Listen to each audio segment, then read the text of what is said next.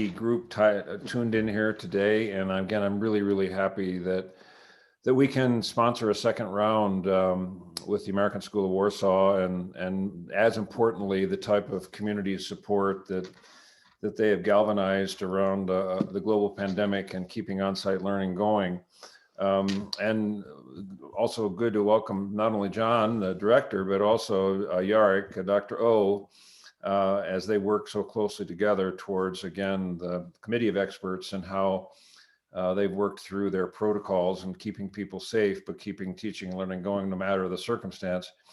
That's a powerful statement right there. And that being said, I do want to thank Kathy Stetson, because last Thursday, on behalf of CISA, she talked a little bit about Dr. O and John spending time with the CISA schools. And we all thought on that call that it was a good idea for us to gather in this way. And again, just so grateful to both of you guys for so quickly saying, hey, yeah, we'll be glad to join in. And again, on a second round, join the conversation. So it's nice that we didn't scare you off the first time.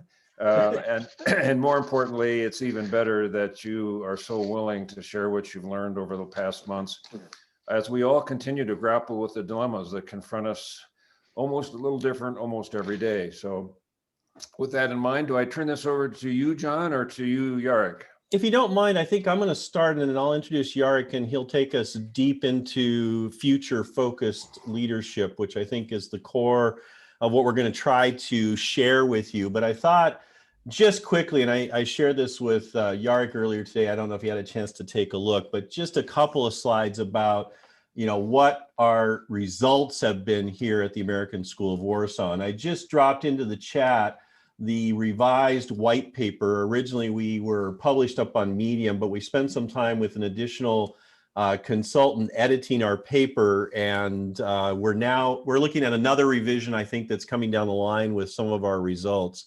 The slide that I've got on the screen is just parent confidence. This is just compiled after each of our town halls, which we do on a bi-weekly basis. Parents respond as to how confident are they in the work that we're doing. And, early in the year, there was probably a little bit more divergence and a little bit more on that left-hand side, the low confidence of 1 to the 10. But this is what we're generally seeing right now, is strong confidence of our parent community in our protocols, our procedures, and the things that we're doing, which are all detailed in the white paper. So there you go. If you want to know what we're doing, it's there. We have had infections, and that's the thing I wanted to speak to, is just, we do know that we've had infections. This is about how it's spread out in the school in terms of the number of infections. We actually see that as a success story. I think everybody wants 0, but the reality is this virus is there. We're in a pandemic, and our goal was to stay open and stem the tide of further spread. And we feel quite strongly we've accomplished that with roughly 89 cases out of a school population of 1,300. We have stopped it at the door. And almost what helps understand that further is the probable source of infection. And so when we do our contact tracing, we've identified almost 80% or more to be external in some form or fashion. And then we stopped it at the door before it spread additionally internally. On this chart, there's only about 6 cases that we would suggest are possible internal spread amongst that 90 plus cases. So we think that's a success story. Similarly for staff, there's a little bit more adult internal spread. So we've got about 7 to 10 here that we believe were potential internal spread. And largely it was custodial staff and bus drivers and cafeteria staff who were working in very close proximity with each other for extended periods of time. Not really amongst faculty. Really, there's only very couple of cases in that regard. So again, this is just to give kind of a prelim to what we've been looking at in terms of reflecting on our success for the year. But more importantly, as we're starting to plan strategically forward for what's next. Now, we're all facing the challenge worldwide of vaccines starting to roll out, of the kinds of things that the science is telling us about what comes next. And for that, that's where our partnership really kind of emerges between ourselves and EpiXpert and Dr. O's continued guidance. And so the focus really today is to take those results, but to really start talking about the future, a little bit of a look back, a look forward, and give you a sense of what we believe is coming on the horizon based on school educator, leader, and trained physician with broad background and experience planning ahead and saying what's coming next and how long do we think this is going to roll. So I'll use that as the foundation for introduction and hand it to Dr. O to talk to you more about the science and what's informing our beliefs. Thank you very much, John, and thank you, Mark, for the invitation, and thank you all for having me again. It's it's a pleasure to be here. And again, happy to be of service. John is very modest. First of all, you know, the first chart that he showed, the curve was way left at the beginning. It was a normal distribution centered around 6, and now it's completely skewed to the right, really centering on 10. And waning off at 8, basically. So, so it's a tremendous vote of confidence from the parents, and it's a large group that responded, 170. Whilst again, we do have infections, as John said. So it's not like, you know, we actually have managed to somehow completely stop the virus from entering. But I will talk a little bit more at the end why we believe that the spread has been limited and why, except for one case, all cases were asymptomatic or very mildly symptomatic. But that comes at the end. So if I may share my screen, I will talk you guys through a few things today. So I have kind of the first topic is about my thinking on the next few months and how the pandemic may evolve. I will talk a little bit about the vaccines. It's a hot topic now, and I want to talk a little bit more. I don't want to go into deep science because you know, I could talk deep science for hours, but I wanted to talk more practical stuff. Talk a little bit and recap what we discussed last time and what we believe with John the strategies will, how they will evolve or not during this academic year and next, and then open for Q&A. So if you guys need to leave in 30 seconds, here is what you will learn by the end of today. So most likely the virus will stay with us for quite some time, maybe forever. Many countries will reach herd immunity to the current viral strain, most likely still in 2021. However, another wave is likely to happen in the autumn caused by new mutants, and we're already seeing that happening. And last but not least, we need to prepare ourselves and our schools for yet another academic year, 21-22, in pretty much the same fashion that we have been operating in the last 9 months. So, you know, COVID has already been one of the worst respiratory pandemics in the last 100 years. The Spanish flu is slowly now kind of beyond the 100-year horizon. So if you take that one out, this is actually the deadliest respiratory pandemic in the last 100 years. The other bigger one was actually HIV, which is obviously not respiratory, but it has been the biggest pandemic. But this one now with 2.3 million deaths is the biggest pandemic of the last 100 years. Now we are seeing, it seems like, you know, here the first wave, but it's really the third wave globally. Obviously, the first one now seems like a blip. The second one seems like a blip. The third one seems to be waning down. Now the question is, what will be next? Because there's the new mutants, the UK, the South African, more importantly. I will talk about it a little bit later, but I think the more hot topic now is the vaccines, and how is the whole vaccine deployment changing the pandemic dynamics. So by now we have had almost 140 million doses of vaccines administered worldwide. Okay, that's quite a feat. We're talking about a few weeks, literally, since mid-December that we started. When you look at the run rate, it's about 3 to 4% per month of the population getting vaccinated at least once. So if we continue this run rate, it's easy to calculate. We get to about 50% of vaccinated population by year. Now, when you look at the percent of population that got at least one dose, so Israel is at almost 50. UK is very, is very high, 18%, and our own Poland is actually not so bad. It's over 3%. The median, as you see, is around 3%. Okay, so again, we are talking about this 3% since mid-December. Let's say it's really the beginning of January. So again, about a monthly run rate of 3%. Now, if you add the second dose, so the full vaccination, obviously still Israel leads the pack. And now you see the actual one being much lower. Obviously there is a delay. So it shows that we actually started not in December, but in January, because now the second dose, the full vaccination, is about half of what we see in the first dose. So around 1 to 2%. But again, when you project it forward, by the time we get to November, we will get to about 30–40%, and then in December we will be fully vaccinated with this 40% of the population. Now, I don't want to go into the debate of the global inequality to access, but this is reality, and there is global inequality to access.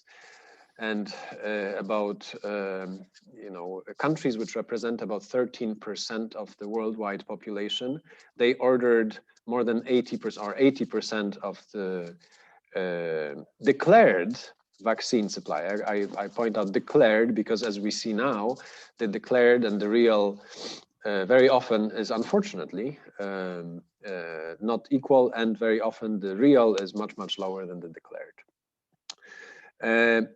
This obviously will have impact on the global evolution of the pandemic, not necessarily in the specific countries, but again, with the mobility, it may impact significantly how the pandemic evolves, even in the countries which are green. And when you see here, this is from the Economist Intelligence Unit.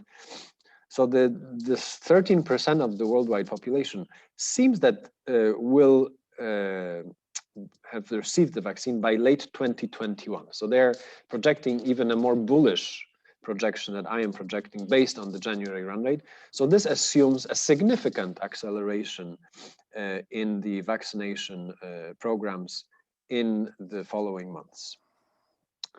Now, I want to demystify a little bit this whole concept of herd immunity, because we talk about it a lot, and it's an important concept, don't take me wrong.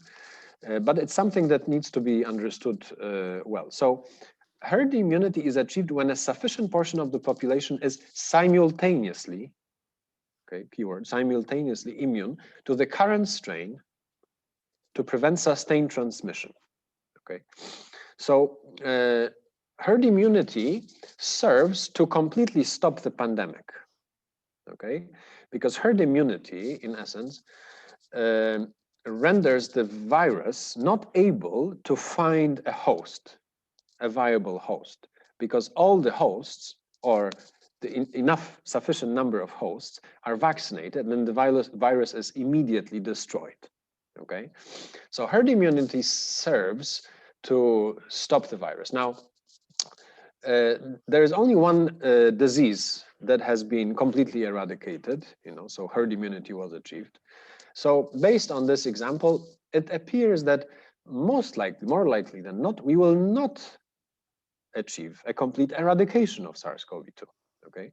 So if that's the case, then obviously SARS-CoV-2 will persist and will most likely be like the flu and kind of persist for some time. Now, however, herd immunity is important because at this point, significant public health measures are not needed to prevent future spikes in infection, because again, the virus is pretty much gone. However, as the last one, and I already pointed to that, it is very likely that there will still be endemic presence, so kind of geographically limited presence of spikes, and potentially pandemic seasonality. Pandemic meaning worldwide, seasonality meaning similar to the flu, the seasonal influenza. We will probably have seasonal COVID-19. The keyword again is simultaneously and current strain, because simultaneously means now. Okay, so if we achieve herd immunity today, then tomorrow in a given country, then tomorrow the pandemic will stop, or at least will stop sufficiently to not require significant public health measures, i.e. lockdowns. Now, this simultaneousness is obviously a key challenge, because there are many variables which will be playing out here. So the vaccine efficacy, okay? And I will also talk about vaccine and the efficacy of the very different vaccines. But the vaccine efficacy is, so some of them are in the 90s, you know, high 90s, some of them are in the lower 50s. Now, importantly, and this is very important, and I will talk about it later, most of the vaccines actually show that they reduce significantly the risk of severe disease. Okay, this is an important factor because this pandemic is so bad, or is so challenging to the public healthcare systems, because there's so many severe cases all at once. Okay, because in terms of the numbers, there's actually much less normally, much less today of COVID-19 than of the seasonal flu. But the seasonal flu is not so severe in so many cases. Pandemic, the COVID-19 is very severe in many cases, on average 1 out of 100. Hence, we need really a vaccine that will reduce the severity of symptoms, because then if the severity of symptoms is low, then we don't care. Then we have another flu. Okay, so, okay, yes, important, yes, difficult, yes, we need to manage, yes, we need to get vaccinated, but it's not a public health concern anymore. Vaccine availability will be playing out significantly because, you know, we are seeing now supply issues all over. Vaccination speed, coverage, yes. Natural immunity, okay, because there is quite a significant proportion, as Jon was saying, 90 people out of 1,000 approximately. So we have about 8–9% of the population, of the school population, already naturally immune. Now the question is, how long will this immunity last? Either natural or induced through the vaccination. We don't know. This will be largely driven also by mutations, because imagine if today we have a strain for which we are immune, and then this new South African strain, for example, suddenly takes over and this immunity doesn't work, we start from scratch. It's as if we have zero immunity. So all these vaccinations, you know, I mean, I hate to say it, but if we vaccinate the entire population of Poland by June, and then by July, we discover that the most prevalent strain is the South African strain, to which the vaccines actually don't offer protection, then we kind of wasted 6 months and many $1 million for vaccines.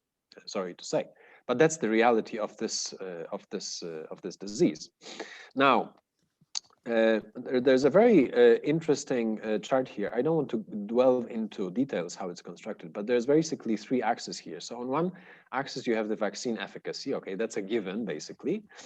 On the other hand, you have the you have the natural immunity on the other axis. And on the third axis, the required vaccine coverage to induce herd immunity based on these 2 parameters. So based on vaccine efficacy and natural immunity, what is the coverage of the population required by a vaccine to actually induce herd immunity?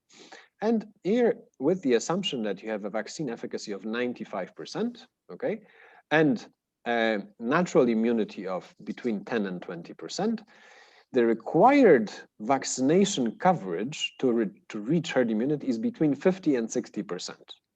Okay, so not so bad, because Israel is actually close to getting to 50–60%. Now, if we discover suddenly that our vaccine is actually 60% efficacious, because the new mutant is much less responsive to the vaccine and to the immunity that we develop as a result of the vaccine. Then suddenly, if we still have the natural immunity between 10 and 20, then the required vaccine coverage jumps to about 80 to 90%. Okay, so we will then require, and again, this vaccine efficacy, we don't know how it will play out. We see different data. AstraZeneca just published data saying the efficacy of the vaccine is significantly reduced toward the new strain, whereas Novavax published the data saying that actually they had a lot of patients with the new strain in the UK already, and the vaccine was 89% effective. So there's conflicting evidence from studies, but on average, we can probably assume that it will not be 95. It will not be the best case. It will probably be somewhere in between. Okay, so again, we are still looking at a significantly more requirement of coverage, whether it's coverage of the country or coverage of the community, for example, because a herd immunity can also be induced in a community, like the school community, the wide school community, not just the people who are in school, but the families of those who are in school. Then we will require about 70 to 80 to 90% of coverage within a given community to induce herd immunity in this community. So, crystal ball. Best case scenario, again, we get to this herd immunity end of 2021, and then pandemic will kind of slowly end. But you see here, again, it's illustrative, obviously, but this shows that in 2022, we will still have a lot of cases. Okay, probably we will see less severe cases, but even in the best case scenario where we get 95% efficacy, the mutations are not really significant. The run rate of vaccination speed is ramped up ×2, and protection is 24 months. Why 24 months? Because if we have to start again in 12 months, then obviously the run rate will slow down for the first time vaccinations. So in this, rosy scenario, we still get to a scenario where 2022 is still kind of there. Okay. Now the less rosy scenario, we get another peak in 2022. Okay. Probably there is one earlier peak which is autumn in 21. If we see this scenario where we still have reported efficacy, but the mutations reduce protection, the run rate is not really ramped up, and then protection is 12 to 24 months. Now, the more realistic scenario, I think, today is that although the efficacy is still as is, but we actually have mutations which may stop or significantly reduce the protection, okay? So even though, theoretically, we have protection of 95%, the actual protection will be less because there will be more of the new strains in the population, not 100% probably, but some countries are already projecting that up to 50% of their infections will come from the new strains by mid-year, okay? So if that's the case, then the resulting efficacy of the vaccine will drop by half because the vaccine will be much less efficacious toward the new strain. So this probably then will look like this, where we will need to, achieve this herd immunity every year, okay? Yes. Which means we will have to get vaccinated every year and really do it not over 24 months, but over 3 months, okay? And then we will have to play with these new mutants and really discover them quickly and ensure that the new vaccine is actually effective against the future strain. So, they're for the last 20 years, they're trying to develop this super flu vaccine, which is kind of strain agnostic, meaning that it will work irrespective of which strain. Still, they haven't got there. Okay, but probably this is the holy grail for COVID-19, which is to find a mutation agnostic vaccine, which will work independent of which mutation we have. So Dr. O, can I just ask on your last grouping of charts, you don't talk about the impact on hospitalizations as well as mortality, as a greater number of people are vaccinated and create some form of immunity. What's your take on that in terms of, again, less serious, the ability to, potentially become infected, but not with serious consequence? Again, this the protection and the vaccine efficacy arguments work toward the young and the old, and the vaccine, if there is a new mutant which comes in the autumn and suddenly all the new infections are caused by the new mutant, and the AstraZeneca vaccine is the one that has been used for everybody, or the Pfizer vaccine, or whichever, and it turns out that the vaccine is actually not efficacious towards the new strain, then again, we start from zero. I'm sorry to say. We have some immunity, okay, but we have, it's a bit like, there were some reports saying that the flu vaccine actually protects a bit from the severe COVID, okay? So we may see that this strain 1 vaccine will protect us from strain 2 disease, but it will probably not be enough. So again, I think it will be better, and we will see less mortality. We will see less of the, of the healthcare systems being unable to cope. So it will certainly, as years go by and we get more and more immunity toward, similarly looking S proteins of the virus, because that's essentially what we're getting, the antibodies to the S protein. So as long as, we should pray now, because I think the only powers are somewhere up there to have the mutations not affect the S protein. Because if the mutations don't affect S protein, then we are fine. Then we don't care. If the virus mutates somewhere else in the genome, we don't care. And actually coronavirus is in that sense, it's a nice virus because contrary to the flu virus, it actually has a rudimentary RNA repair mechanism, okay? The flu vaccine has 0 repair mechanism. So when it mutates, that's it. It just continues with the mutation. The coronavirus actually has a rudimentary. There's one protein which actually helps the virus discover and repair mutations. Okay, so it's actually much less prone to mutations than the flu virus. Oh. Okay, so that's good news. That's good news. So hopefully, we actually by fall or winter this year, we will actually have discovered all the main strains of COVID. And then once we do that, and suppose, let's say there are 4 strains, then all the vaccine manufacturers will quickly develop a vaccine, a quadrivalent vaccine, like we have now with the flu, a quadrivalent vaccine. And then the next time we get vaccinated, we will get this quadrivalent vaccine. And then when we reach herd immunity, then it's done. But that's 2022, end of 2022, okay? So the point is, we should get ready for battle, okay? Now, I talked a lot about vaccines, and but I do want to go just one layer deeper. Now, this is the highlights of, there's so many vaccines in development. There are actually 230 COVID vaccines in development, preclinical and clinical, meaning in lab and in humans, okay? Of these, about 80 are in humans. That's a lot, okay? 10 are approved fully, and then 1 is limited.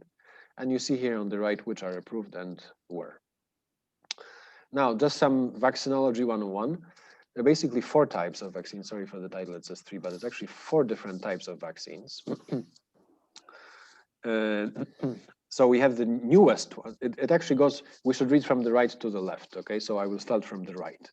So the first kind is the inactivated virus vaccines, okay? These are the very classical vaccines like we have for measles, like we have for polio, like we have for other things, okay? Very, very classic vaccines where you have a a vector, a virus, which contains an inactivated COVID or SARS-CoV-2 coronavirus, okay? And then when you inject it, it gets injected into the muscle, and then the macrophages find it and then destroy it, and then the proteins of on the inactivated virus are discovered by our lymphocytes, and then lymphocytes create antibodies toward these S proteins, okay? Very classic. And we have a few examples like the Sinopharm, like the Sinovac. They work this way, so they are the inactivated virus vaccines. Now, the second type, second from the left, the vector DNA vaccines, okay? Now, these are also vector vaccines, means there is a virus which encapsulates, but not a virus inside, but DNA which encodes the S protein of the virus, okay? So instead of the vector containing, the vector is like a truck, you know, basically it's a delivery truck, it's a delivery truck. So the delivery truck, instead of containing a virus, it contains genetic material which encodes the viral protein. So instead of injecting an inactivated virus, you inject the DNA, which then, when you inject it to our muscle, then the muscle starts synthesizing this protein because there is DNA in it. So this genetic code, the DNA gets converted to mRNA, and then this mRNA is used by ribosomes to synthesize this S protein, okay? Now, there are many vaccines on the list here. So AstraZeneca is a good example. The J&J, the Janssen vaccine, CanSino Bio, Sputnik, they are all the vector DNA vaccines, okay? Now, the third one from the left is protein subunit vaccines, okay? So these are non-vector, but these are vaccines that actually contain the S protein, okay? So instead of containing the virus, instead of containing the code for the virus, they actually contain the actual protein, okay? So they kind of strip the protein, they cut it off from you remember the virus is like a round ball with spikes, so they kind of cut off the spikes. They actually synthesize, but let's assume for this, for the sake of simplification, you kind of cut off the spikes, and then you inject the spikes to our cells, and then the cells see, oh, foreign organism, okay, let's make antibodies, okay? And there are a couple of examples. So the Novavax vaccine, which I mentioned, and I will talk about it later, and the vector, the Russian Siberian U, it's called EpiVac Corona, which is also the protein subunit. And then finally, last but not least, the mRNA vaccines. Okay, these are the new kids on the block. By the way, the vector DNA vaccines are also new kids on the block. Okay, they have never been approved before either. So the AstraZeneca vaccine was actually the first DNA vector vaccine approved ever. Now the mRNA are also a new kid on the block. So remember I mentioned when you injected the vector, the vector DNA vaccine, okay, you inject DNA, which then is converted to mRNA. I mentioned that, okay? So when in the protein synthesis cycle, you have these simple steps. So you have the DNA, which codes, which is kind of the blueprint for this mRNA molecule, which is then the blueprint for the ribosome to synthesize protein. So here, instead of the DNA, you actually have the mRNA. So you kind of go a step further in this cycle, okay, and you inject the mRNA, okay? Now, this is very ingenious, you know, it's very nice. Now, the downside is it's extremely fragile. This mRNA is very unstable. It has a half-life of minutes normally in our cells, okay? So you need a good mechanism to actually protect it. So that's why these, you know, the Pfizer and the Moderna vaccines, this mRNA is actually encapsulated in these lipid nanoparticles, and then they have to be kept at very low temperatures, okay? So the Pfizer one, -70 centigrade, the Moderna, -20. Whereas the other ones, they actually can be refrigerated. Okay, that's the big upside of the other vaccines. Okay. I hope this was clear. Again, it's fascinating because there's so many things in one. Normally, you kind of get in one disease one type of vaccine. Here, you get all. You know, kind of everybody is working on every possible mechanism of action. Now, this is my try to compare the different efficacies. It's not an, you know, these are not head-to-head trials, very different populations, different study protocols. However, this is as close as you can do apples to apples, okay? So you see here, the efficacy rates are between 50 and 95, okay? As a reminder, the flu vaccines are between 50 and 60, okay? So this is actually very good because most of them are actually above the efficacy rate of the flu vaccine, which has been around for 20 years, okay? So we have done quite significant progress here because in a matter of months, we developed vaccines which we have not been able to develop for the flu in the last 20 years. Now you look at the mRNA vaccines, 95, 94%, okay, somewhere around there. The Sputnik reported recently in the Lancet, 92% efficacy, quite high. Lancet, good journal, so probably good data. Novavax reported 89%. They get a bonus from me on this one because they a significant portion of their population had actually the South African mutant, okay, the new mutant. So this is good news because this means that the vaccine actually works on the new mutant. The AstraZeneca vaccine, so many data here, but I posted here the most recent one, which shows the 82% efficacy rate with a dosing regimen of 0-90 days. So originally they actually said 30 days, remember? So we had to get the first shot on day 1 and then the second shot on day 21 to 28. Now, they actually had different protocols in the study. And it turns out that when you extend this gap between prime and boost, so between dose 1 and dose 2 to 3 months, you actually get better efficacy 2 weeks post dose 2. So it was 70% before, and now it's 82% with the new dosing regimen. So let's say it's 82, okay? Then you have the Sino farm, which is 79%, okay? This is not peer-reviewed data, okay? But they did report 79%. Janssen is 66%, although they say they get a bonus because they say they reduce the severe infections by up to 85%. Okay, so 66 on average, but the severe ones by 85. Then CanSino Bio 66, again, not peer-reviewed, and then Sinovac, a recent study posted 50%. And then I do not mention here Epivac Corona, where the Russians reported, again, non-peer-reviewed, that they have 100% efficacy. But I'm not mentioning it here because it was a study of 100 patients, and I don't trust the data. So this is the universe. So in general, they're all good. There's caveats here and there, okay? The good news is most of them actually show about 90 to 95% efficacy in preventing severe disease. This is important. This is what you, Mark, were asking.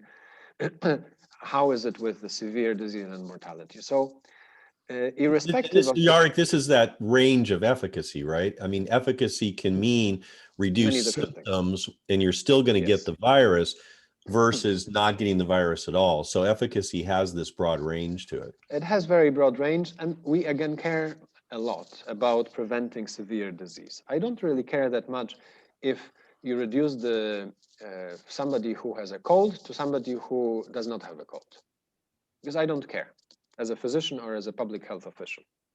I care to reduce the number of people who require mechanical ventilation. Okay, so the severe disease. And here, again, most of these guys are actually pretty good, 90 to 95%. So that's actually good news. Again, bonus points for Novavax for the new strain, bonus points for AstraZeneca, because they actually this is the only company that studied asymptomatic infection. and the impact of and the efficacy of the vaccine in preventing asymptomatic infection. This is actually quite important because all the other guys, they studied whether the vaccine prevents symptomatic disease. And Astra actually went a step further, and they actually tested everybody every week to see if they're positive. And they discovered that on average, the vaccine was about 50% efficacious in preventing asymptomatic disease. Okay, so this is, I don't know if 50 is good. It's not good. It's not so good because it's still a flip of the coin. But at least there's some data showing that the vaccine may actually be effective at preventing transmission. Which was the question that just popped Which was up the key question. So there you go. The key question, and again, the only data we have is this AstraZeneca small sample, because there's only about 300, I think, patients who were tested this frequently. But still, it's good enough to say, okay, there is some signal, okay? The best efficacy was 49%. It actually varied because, you know, with these small sample sizes, you get some artifacts. So we actually got an artifact that after the first dose, there was actually more asymptomatic infections in the vaccine group than in the placebo group. Then 2 weeks after, it was the same, etc. So you get some weird data because of the small numbers. But when you take kind of overall data in the 0-90 regimen, then you get this 49% reduction in asymptomatic disease, meaning you reduce the risk of transmission. Okay, so that's the kind of primer on vaccines, and then Sinopharm gets a bonus for I can't remember now what, to be honest, but I will remember. Good. Hopefully this was clear. Now a few things about strategies. Again, to be honest, I don't think much changes. And this is the Jon's Swiss cheese strategy, our Swiss cheese strategy, which is kind of, you know, many layers of defense. None of them is perfect, but all of them are good enough. All of them combined. We in EpiXpert, we call it Stop, Protect, React, and we had Communicate. So kind of a 4-layer system. This communication is very, very important.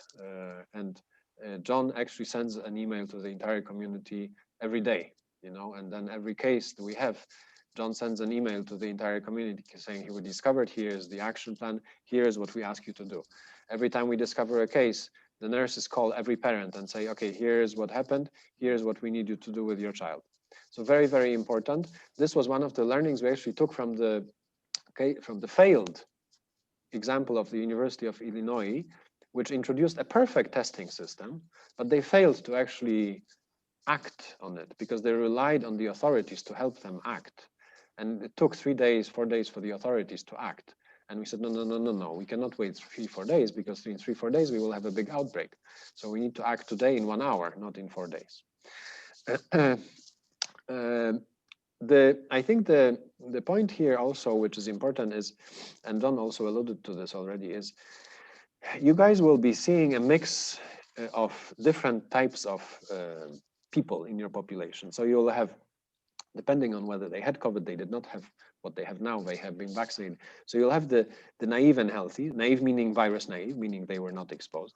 You will have the guys who recovered, so who had COVID and recovered. You will have guys who have been vaccinated. You will have guys who have COVID now and are on quarantine or in isolation. You will have other sick kids or people or you know, staff members who should probably stay home. They are not still diagnosed with COVID, but they have symptoms, so they should stay home.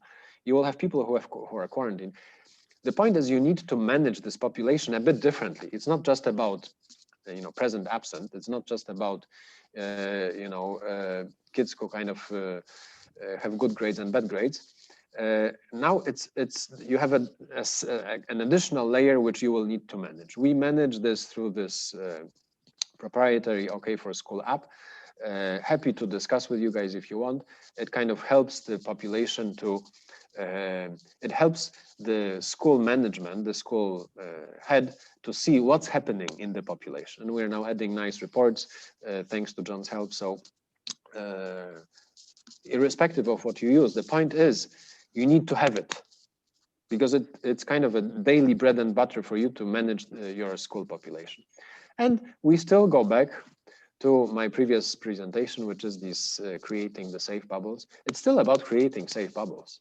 It's still about having, these safe practices amongst ourselves at home, with family, with friends, in school, at work, and ensuring that, we only stay within those safe bubbles, because there we actually reduce significantly the risk of infection, severe infection, and mortality.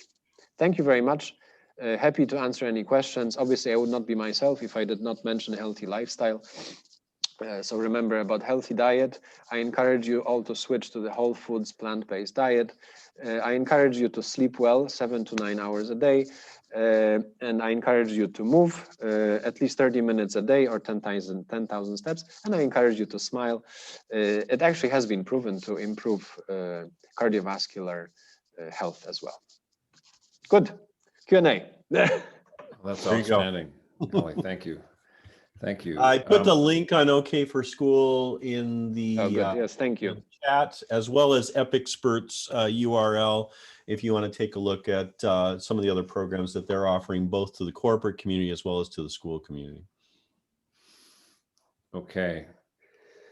Really, just excellent. Really, really helpful. And as the chat reflects, Jarek, I mean, you've been able to take so many of the disparate parts that we know about or of, and fit them together for a higher level of comprehension on everybody's part. So thanks a lot. I think absolutely mission accomplished, achieved on that one. So let's open it up, because again, we really focus in AEI in a conversation, and I think that both John and Jarek are ready to be engaged here. So questions or thoughts or observations or stories to tell that they can enter in on as well. Actually, guys, come on, we were pretty good at this point. So jump in. David McGrath, thanks so much for breaking the ice. Thanks, Mark. Thanks, Mark. And thanks, Dr. Jarek. I appreciate the presentation. Fascinating. My question dials in on what I hear a lot of schools report when they go back to hybrid or blended, that there's some degree of confidence that a particular case may or may not be related to school contact. And I wonder what the process is that you use to determine that likelihood. Well, maybe I will answer, and then I will let John chime in as well. So first of all, we test the entire school population on a regular basis. Regular basis means weekly or even twice a week these days, because of the very large environmental outbreaks. We actually increase the testing frequency to twice a week to ensure that we actually catch all those cases at the front door. Now, when we actually catch all those cases at the front door, we actually know very quickly, who else is ill at the same time, who got infected, because we're testing everybody. Okay, and that's the beauty of testing everybody, that you avoid this mechanism of contact tracing, which, if done in a highly, let's say, disciplined society, it works well. But in most societies, it will not work well, because some people will not admit, some people will not remember, some people will forget, some people will just, there's not enough science in contact tracing. So hence, this regular testing of everybody helps us discern whether we have an outbreak or a single case. If it's a single case, then 99% of the time, it's a case that comes from the external world, because it's a single case. And so we have 1 positive and 500 negative, means probably external. If suddenly you have 2 cases in the same cohort, that's another point of cohorting, then you see, okay, probably risk of internal spread, because you have grade 3B, and in grade 3B we have 3 cases. Okay, that's likely internal. And this is how we actually defined always internal spread, meaning we have more than 1 case in a cohort during a testing cycle. So to add to that, if you think back to the Swiss cheese model, effectively what we're saying is we're closing the window on where we contact trace, because for every kid that comes up as a case, we know their last negative test. And so we've got this small window of focused attention to say, what was potential close contacts in the context of that time. And keep in mind, we do not consider general contacts at school to be close contacts because we're mask wearing, we're hygiene, and we have all the other layers of Swiss cheese protecting us. So we're looking within that contact tracing for where did we not have masks on? Where was there a potential that there was a spread, which gets us down to a very narrow corridor of potential exposure. That's why we don't have spread. And the other thing to remind and remember back when Jarek was talking about, and it was an important point, is 90% of our cases are that we identify are asymptomatic. So we're catching it in the first 2 days of infection. We're catching it with an antigen test that will give us a heads up on an infection before it's being spread. And I would guess that probably 60 to 70% of our cases were identified in very early stages. And the reason I say that, because we never found a second case. Yes, and I wanted to amplify what you just said, John. We have a hypothesis. It's not been proven, but it's kind of real world evidence, and we like real world evidence as much as we like science. Because we are catching those infections at very early stages, even if we have secondary spread at home, for example, because that happens, okay, that a child is infected. They actually got it from a soccer match somewhere outside of school. Then we catch them, and then they go home, and then dad gets sick from the child. Usually dad is also asymptomatic or mildly symptomatic because we caught the child at such an early stage that the child just did not emit enough virus to have significant disease. In other words, our hypothesis is the severity of disease is also, I'm saying also because there are probably other factors, is also dependent on the initial dose of the virus you're getting. If the dose of the virus is low initially, you're more likely than not to have mild disease. If you get a lot of virus initially, you are more likely than not to have more severe disease. It's logical. It's not proven. So again, do not quote me on that as a scientific fact. But I think through the school experience, and we have tens of clients, and we are doing 25, 30,000 tests a month in a regular way, we see the same thing. Well, and the other empirical evidence, and again, there's no way to use this to prove it, but of our 90 cases, we can only count 3, maybe 4 that were more serious illnesses, and only 1 that we are aware of hospitalization, possibly 2. Wow. Eric, over to you, my friend. Hi, thank you. About testing, and if you come to have the situation of finding a case within the school, like during normal school day, would the testing protocols will help you identify sooner than later the other possible cases, and has this been able to reduce the time you quarantine students or you close classrooms, because there's always isolation or quarantine for 14 days. Does the testing, Dr. O, does testing help you out to close that to reduce that time? Thank you.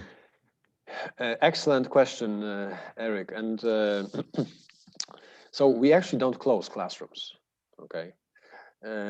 In the protocol that we have when we identify a case, this person is isolated for 10 days. Okay, this is the government isolation standard, and we put them on isolation standard.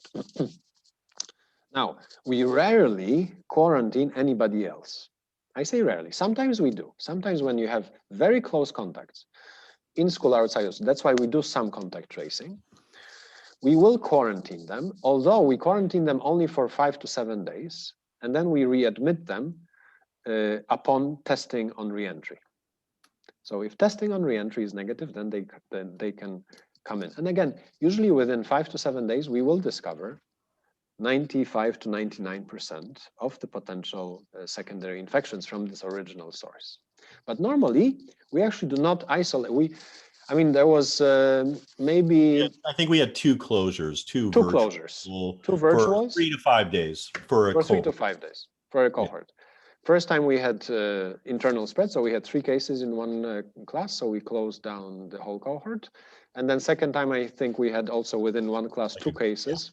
Yeah, exactly. But otherwise, we actually never, and as John said, it was like 3 days, 3 to 5 days. Wow. And otherwise, we never closed. Now we increase frequency of testing for cohorts. Yes. When a case has emerged. And this is a precautionary measure to assure that there's not been additional spread, because remember, we're not considering the contacts to be close contacts, normal school day and normal classroom. But what we are doing is we're increasing frequency of testing. So we recently had a case in a first grade classroom. We ramped it up so that they were testing every other day for a week period of time, found no further infections, and they go back into the regular testing cycle. And I should mention that the white paper talks about the type of testing that we're doing. It's very non-invasive.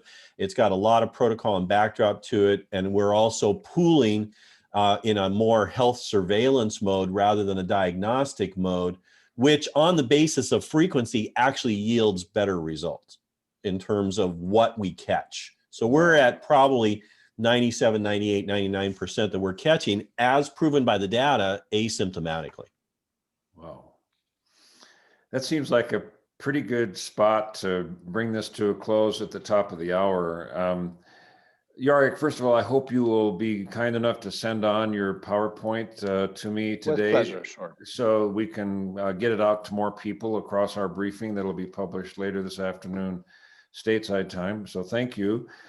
And really, I have to say, I think we're smart enough to know that we should and have adopted both of you as really, I think, strong voices for keeping a community safe. And not to mention about the whole notion of community efficacy and how everyone is rooting and pulling together around keeping everyone safe. There's a lot of consequence to what you're talking about. So again, thank you both. We're grateful to both of you. We're grateful to the manner in which you've taken such a serious approach to the science as well. And I think that it's a lesson for all of us. I think that the other thing that we would hope is that anybody that has other questions, other thoughts, please send them forward and we'll pass them along. Happy to be the clearinghouse for that. And lastly, I do think it's important that you recognize that there's been a commitment by ASW to develop this white paper. It's been, I don't know, John, how many drafts have you gone through now? I think that we're in about third, fourth, but we're aiming for one more. Well, it's really outstanding, and I actually think it's actually a clarion call for all of us to examine the white paper and really walk through it. Maria, for instance, you had some excellent questions in the chat. I think most of those would be answered within the white paper as well. So again, let's say adieu to all of us, to each other at this point. And again, sincere gratefulness to the both of you for today. This has been outstanding. Makes so much sense, brought a lot of the disparate parts together. And lastly, everybody, keep doing what you're doing. Remain fully optimistic as we go forward, recognizing that we're going to be living this for a while more, if not for, I think it's about adaptability at this point, how we adapt our thinking in our schools to the realities. And again, today was so helpful to that end. So everybody, take care of yourselves and let's keep the conversation going. Thank you. Thank you. Thanks all.